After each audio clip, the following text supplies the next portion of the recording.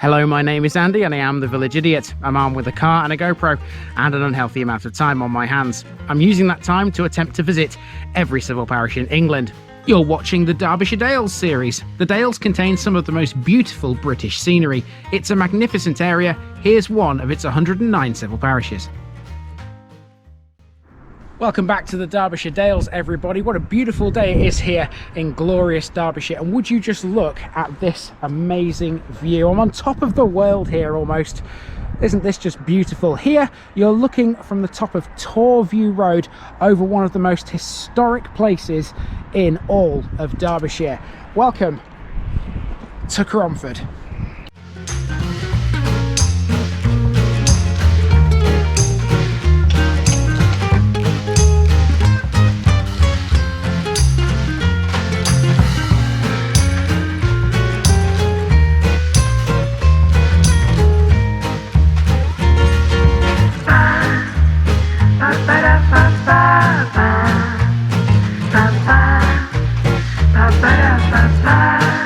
Here's my disclaimer for people who may be watching me for the first time. I say things as I would in my native accent and dialect. As a result, I may not pronounce things in the same way as the locals do. Remember, I'm a visitor. It's impossible to know everything.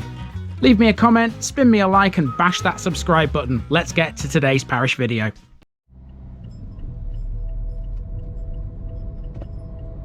Cromford, Crooked Ford. Time and time again on this channel we've been to places which were built thanks to the Industrial Revolution. However, Cromford in the Derbyshire Dales can claim to be the birthplace of the entire Industrial Revolution. Cromford is a fine example of an early factory village remaining largely unaltered since the late 18th century. That alone gives it an unrivalled attraction for the tourist. Many who visit come to see the world-famous Cromford Mills, a recognised World Heritage Site. Before the days of Sir Richard Arkwright, who built the mills this place is famous for, this was a scattered settlement stretching from the River Derwent to the top of Cromford Hill. The main industrial activity was lead mining and smelting. It was first mentioned in the Domesday Book as Crumforde and was recorded as a supporting farm of Wirksworth. The place was transformed by Arkwright. He built his first mill here in 1771, quickly followed by a second in 1776. His ventures required a large workforce, so houses were added to attract workers to the village. He also built the Greyhound Hotel and established a market. Today, it has a variety of shops, including the world-famous Scarn Rock opposite the Greyhound Pond. History? I'll say, let's go and see it all.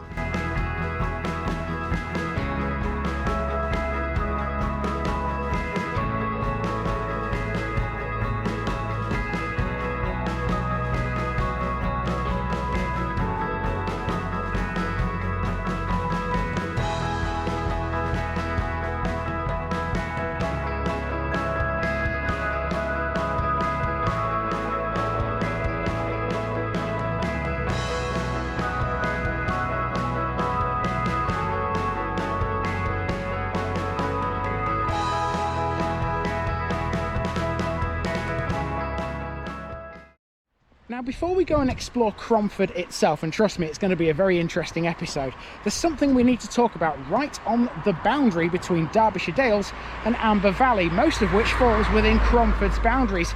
You see, if you watched my Amber Valley series at the back end of last year, you'll know I left you a little teaser at the end of the Dethick, Lee and Holloway episode for something that lies right on that boundary. I'm currently making my way down to something called High Peak Junction, and that is where we're going to begin.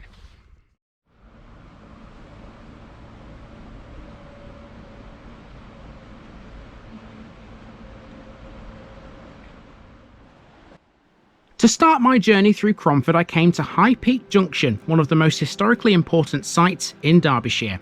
This is where the River Derwent comes face to face with the Cromford Canal and the former Cromford and High Peak Railway. Here's the Derwent, which you have to cross via a footbridge from the High Peak Junction car park.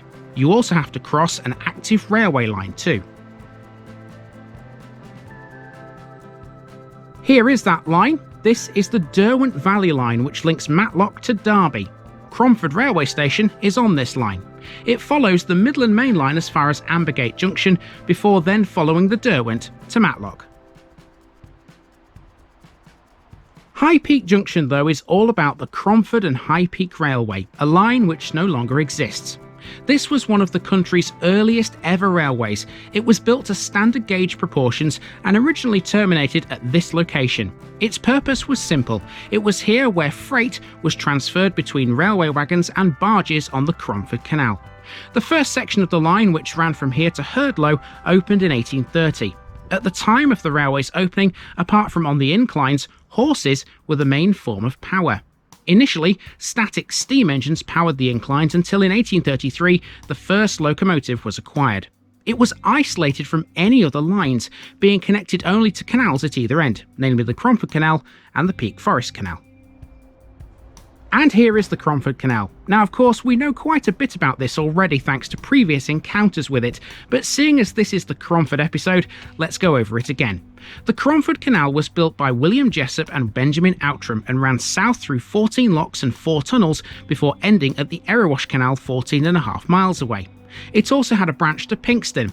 It carried coal mainly, a vital commodity for Cromford's ever-growing industrialisation. It also carried limestone, lead from the mines at Wirksworth, and cotton from Cromford Mills. You can follow the canal on foot and by bike. There are some impressive buildings and structures along the old towpath. One of them is Lee Wood Pumping Station with its tall, mill-like chimney.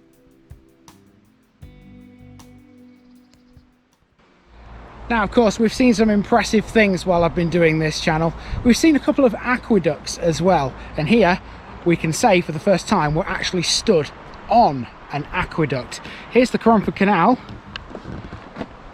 and below us is the river. How about that? You don't see this very often, do you? Where two stretches of water cross each other via an aqueduct, and you can walk on this as well. Absolutely amazing. One of the most impressive pieces of engineering I think we've seen so far in any place ever, really. Fantastic, brilliant, love it. That cottage over there is called Aqueduct Cottage, and we're going to take a left turn there and go back up towards the car, which is currently parked in Lee Bridge. You remember I left the car there after filming the mills. It'll go through Lee Wood, which is over there. All of that is within Dethick, Lee and Holloway, because the boundary of course is the river. So we've now crossed back into Amber Valley here. So yeah, head up through the wood and then we'll head down into Cromford to start our main walk. Even though Lee Wood is technically Amber Valley and in the parish of Dethick, Lee and Holloway, I've included this amble through it here to show you just how much this area has to see and digest. If the river, the canal, the railway and the former railway weren't enough, Lee Wood is a nature reserve. It's a semi-natural ancient woodland, home to northern wood ants and 96 species of fungi.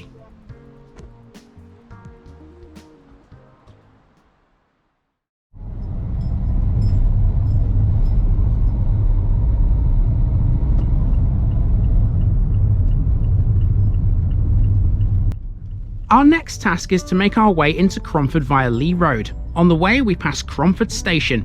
As we already know, this is on the Derwent Valley Line, and all services here are operated by East Midlands Railway. Originally, it was known as Cromford Bridge and was opened by the Manchester, Buxton, Matlock and Midland Junction Railway in 1849. Platform 2 here is no longer used by trains, but its ornate waiting room is still in use as a holiday cottage. Fun fact, Manchester indie rockers Oasis used it for the cover of their Some Might Say single. Now we're back on Lee Road and we're making for Cromford Village now. On the way, we pass over the Derwent again, this time by using Cromford Bridge. It opened in 1794 and for more than 200 years it's been carrying traffic over the waters below. What makes this bridge so special though would be the ruins of a chapel on its western bank, not to be confused with the later fishing house. Bridge chapels were built to allow travellers the chance to pray for a safe journey and perhaps leave an offering for the upkeep of the bridge. Only a handful survive in Britain. Cromford's became ruinous after the Reformation, but it was excavated and repaired by the Derbyshire Archaeological Society in 1951. Now we're almost in the village centre. This was supposed to be one continuous journey up through the village for the drive-in, but these traffic lights had other ideas. You can spend quite a bit of time at these lights because you're at a major road junction. This is where Lee Road meets the A6, which connects Cromford to Matlock.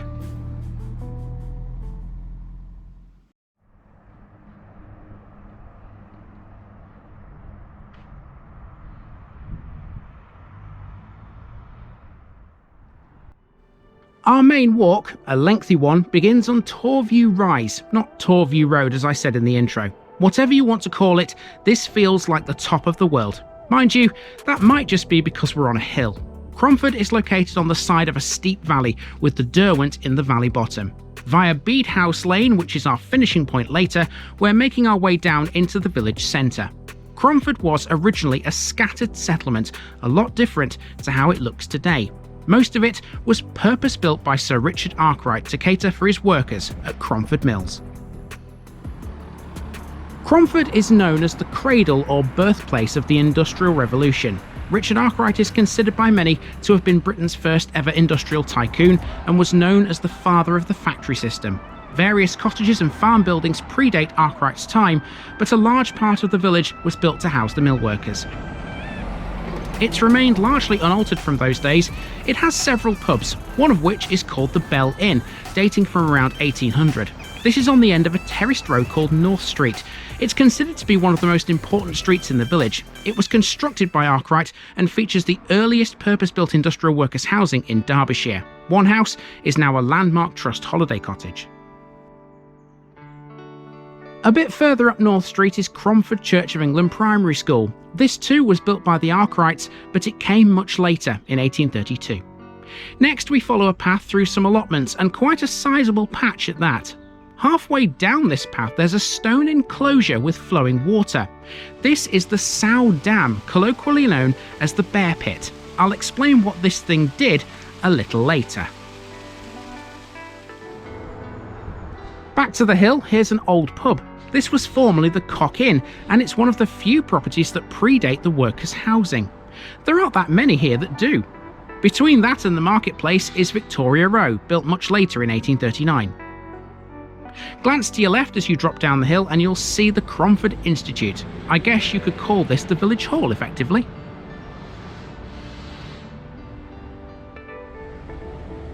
The marketplace was developed after Arkwright bought the manor of Cromford in 1789. Markets were held on Saturdays, and Arkwright encouraged traders to attend by offering prizes and incentives to those who sold the most goods. Some three-storey houses here were later converted into retail premises, like for example Arkwright stores. The marketplace also boasts a rare Georgian shambles. At the centre of it all is the Greyhound Hotel. This was built in 1778. Travellers and visitors to Cromford would have stayed in this very building. Over the way is Parky's Eatery.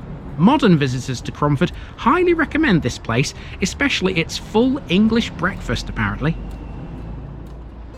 In the summer it can get pretty busy in the marketplace. Approaching the end of it now and the very busy A6, the next landmark is the Cromford Community Centre, a free house for everyone in the village. It's not uncommon to see things like traction engine rallies in the car park outside.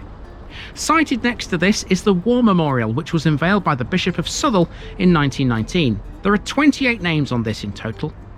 And across the A6 is the Tor Cafe.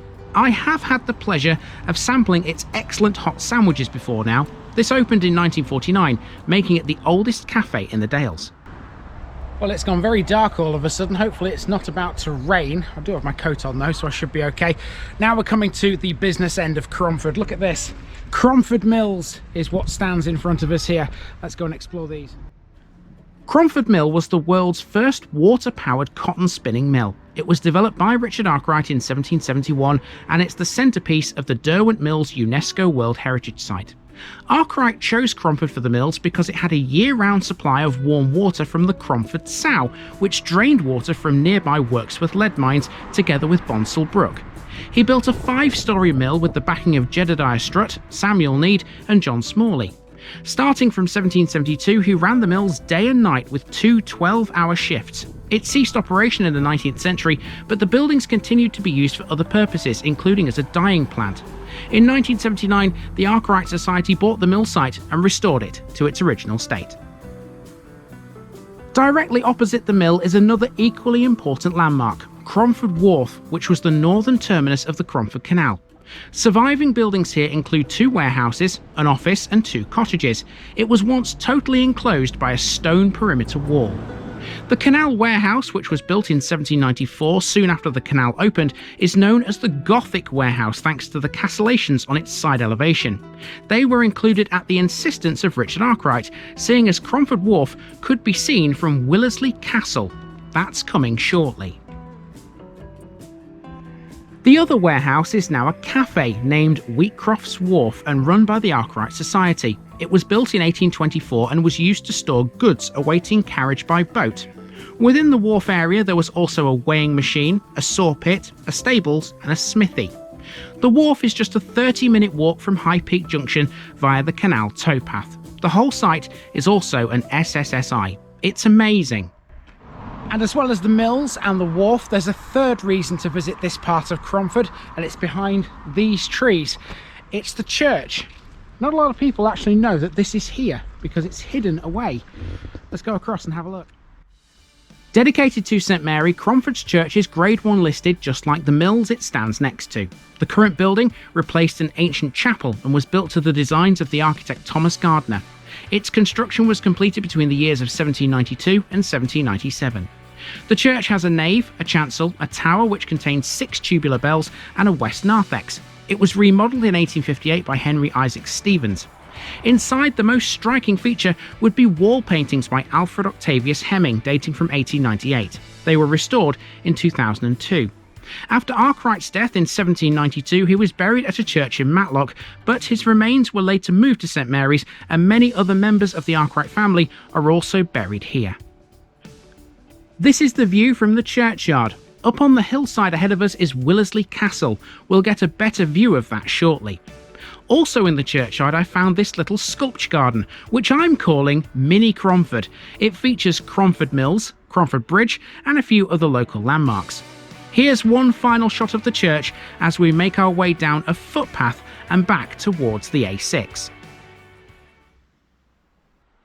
Now at this point to your left is a huge rock face. This is Scarin Rock and it's what's known as a tor. Derbyshire has plenty of them. Tors like this one were created by erosion and weathering, and mostly they're made of granite. On the other side of the path is the Derwent, and in the distance is Willersley Castle. It's a late 18th century mansion and was originally named Willersley Hall. It was supposed to be Richard Arkwright's home, but he died before its construction was completed. It's now used as a Methodist Guild hotel.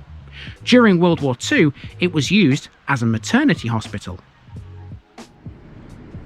Now we're back to the A6, Derby Road, and as you can see, this is a busy old stretch of tarmac. That's nothing new. You see, before this was the A6, this was the Cromford to Belper turnpike, and it was developed in 1817. There's even a turnpike stone by the roadside. After crossing the road, which by the way is not easy, we're back to the hill. Next, we're turning right up a one-way street. In the early 1800s, Scarin Rock was blasted through with dynamite to make way for the turnpike. This road shares the same name, Scarin. Along here you'll find the Boat Inn. This was built in 1772 and it's been a pub since 1828. It's famous for its food, traditional home-cooked meals which are served every single day. They're also the proud sponsors of Wirksworth Town Football Club. On the other side of this narrow street are a host of interesting old buildings. These include a former chapel, the world-famous Scarin Books, and the local post office, which is on your screens now. The white building on the right here is the old printing works. I couldn't find a lot about that, I'm afraid, but the chapel next door is a different story. That's a former United Methodist chapel which was built in 1912 to replace an older building. It's now been converted into a workshop. In front of them both is a second war memorial, this one just for the former residents of Scarin. The most famous building on Scarin is Scarin Books. It has over 100,000 books on 4 floors. Visitors to the shop often describe it as an Aladdin's cave or a rabbit warren. Opposite it all is a mill pond. This is known as the Greyhound Pond. It was built as a man-made dam in 1785. This is what provided the main source of water to drive the wheels of Cromford Mills. It was fed by Bonsall Brook and Cromford Sow via the Bear Pit, a shuttle which controlled the flow of water. And of course, it takes its name from the Greyhound Hotel, which we met a little earlier. I've got to tell you, this is the perfect place that Nikki would probably enjoy. There's plenty of benches along here overlooking this water. All it's needed is a stitching and a brew. Isn't it beautiful? The end of Scarthin is all about two things mainly: chapels and garages. One building in particular can claim to be both. First of all, the former Primitive Methodist Chapel. This opened in 1854 and it could seat 300 people. As for garages, well, there are two, almost bang opposite each other.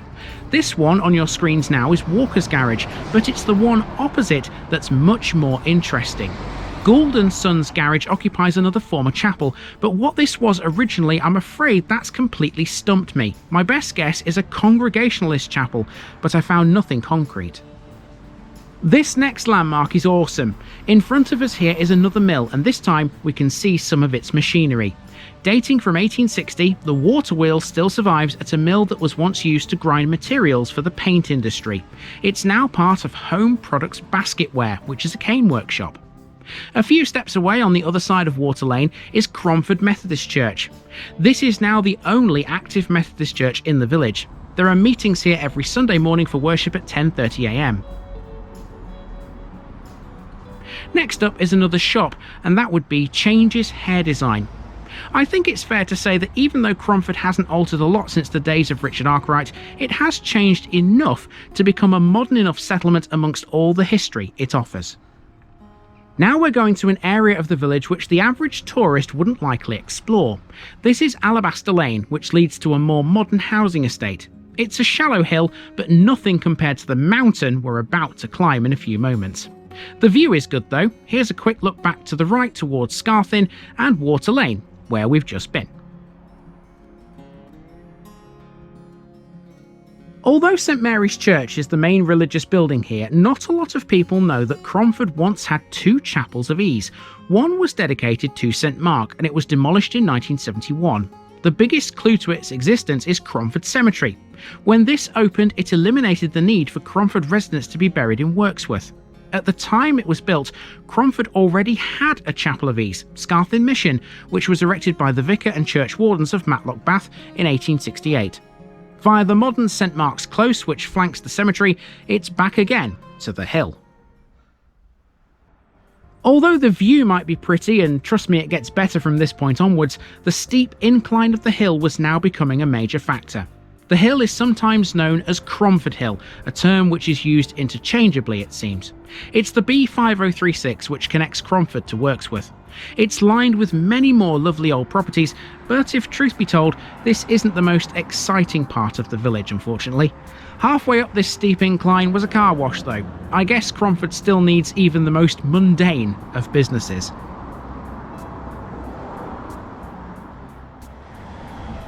Although not quite at the summit, I'd conquered the hill as far as my planned route required.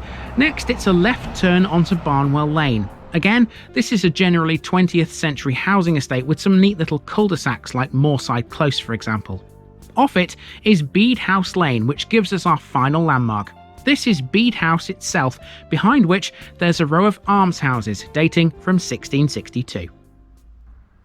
Okay, and halfway down Bede House Lane, as you already know, there's a path that takes you to the top of Torview Road. And that is the circuit of Cromford. And blimey, I am feeling it, because these hills here in Cromford are something else. The hill is a very steep hill. So if you are planning on having a walk around Cromford, be prepared.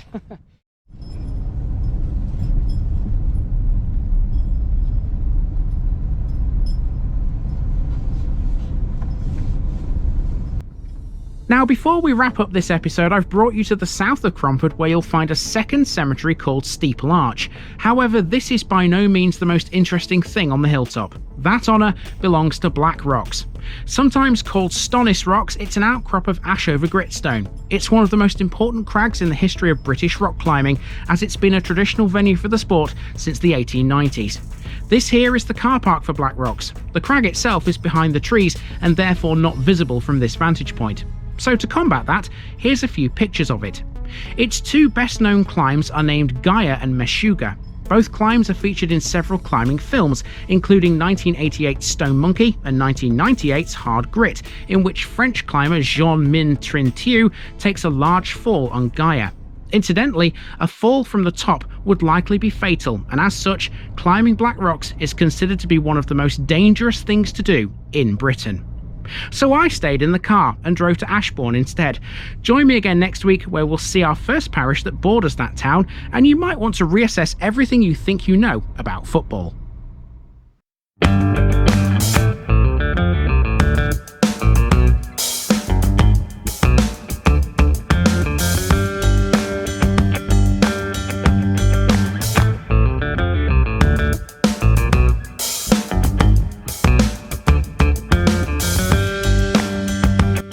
Thanks for watching this video, folks.